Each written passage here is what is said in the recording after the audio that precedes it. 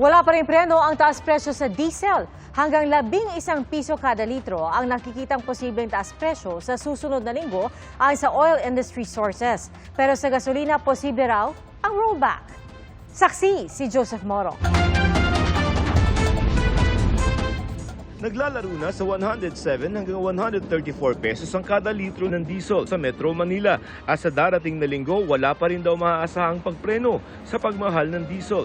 Ayon sa isang oil industry source, inaasahang tataas ang diesel ng 5 to 8 pesos kada litro. Sabi naman ng isa pang source, posible raw umabot hanggang 11 pesos ang dagdag presyo. Hanggang kagabi, tumaas ng $14.15 kada bariles ang average na bentahan ng diesel sa Mine of Platts, Singapore. Pagdating sa gasolina, ayon sa isang source mula sa isang oil company, hanggang 3 pisong taas presyo ang asahan. Pero iba ang sabi ng isang oil industry source, posible raw ang piso hanggang 2 pisong rollback sa kada litro ng gasolina sa susunod na linggo. Bumaba raw kasi ng $4.88 ang kada bariles ng gasolina batay sa Mine of Platts Singapore o MOPS average. Ginagamit ang MOPS sa pagpapresyo ng petrolyo sa Pilipinas.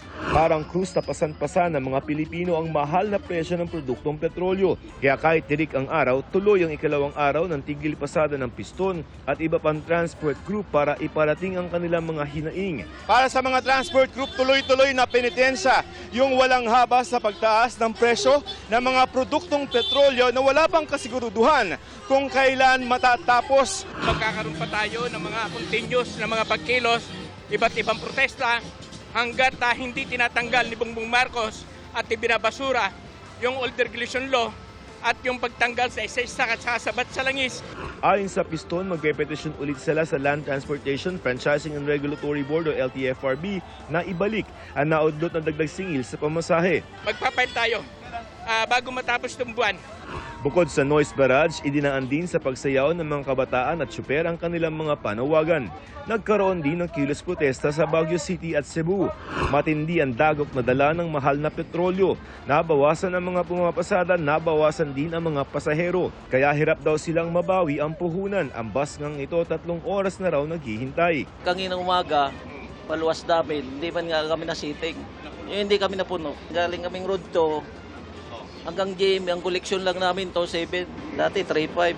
Ayon sa grupo ng city buses sa Metro Manila ng Mega Manila Consortium Corporation, nagbawas na sila ng hanggang 20% ng mga bumabiyahe nilang bus para makatipid sa diesel. Nagkaroon kami ngayon ng rotation, nagbabawas kami ng bus, konti lang. Halimbawa, if you have a 20-unit thing, tapos ng operator, pwede ba bawasan muna natin ng 5? And then yung mga hindi magdadrive ng 5 na yon, they are the priority tomorrow. Parang shifting kami. Pero kapag tumaas pa raw lalo ang presyo ng diesel, baka hindi na nila kayanin. Alam mo, natatakot ako, baka next week, another Tuesday, baka sabihin, another 30 pesos. Hindi na talaga, matutulog na lang ang mga operator dito dahil they cannot afford anymore. Susulatan daw nila ang Pangulo para hinging sagutin na ng pamahalaan ang itataas na presyo ng kanilang petrolyo.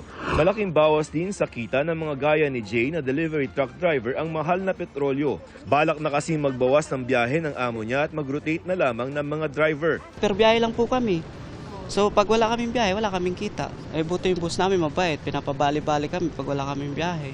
Pero bali pa rin yun, pagdating ng araw, kakaltas pa rin sa sweldo namin. Nasa state of national energy emergency ang bansa. Naisabatas na rin ang pagbibigay ng kapangyarihan kay Pangulong Bongbong Marcos na tapyasan o suspindihin ng oil excise tax. Isa pa sa isinusulong ang pagbasura sa oil deregulation law. Nothing is being discounted. Ibig sabihin, lahat ng maaring gawin upang meron tayong magawa para tulungan na pagaangin ang epekto at nitong nangyari nitong gera sa Middle East ay talagang pinag-uusapan namin. But what we are focused now is immediate. Pagdating naman sa supply, tatagal pa raw ito ng hanggang Hunyo matapos dumating ang bagong supply. Meron na tayong supply of crude oil, sufficient supply hanggang June 30. Pero patuloy pa rin ang ating paghahanap ng supply. Sa harap ng krisis sa Middle East, kinonsulta raw ng Pangulo ang ibang leader ng Association of Southeast Asian Nations o ASEAN kung itutuloy ang ASEAN Leaders Summit sa Cebu sa Mayo. Aniya na pagkasundo ang ituloy ito pero iiklian at sisimplihan para makatipid. Tuloy tayo sa May 7, May 8, but as I said, it will be a very bare bones summit. It will be over a period of maybe a day and a half, imbes na yung mahaba all day what we had planned. Tuloy din ang isa pang ASEAN Summit sa Nobyembre pero aalamin din ng Pangulo kung ano ang sentimiento ng iba pang ASEAN leader kaugnay nito. Para sa GMA Integrated News, ako si Joseph Morong, ang inyong saksi. Mga kapuso, maging una sa saksi. Mag-subscribe sa GMA Integrated News sa YouTube para sa iba't ibang balita.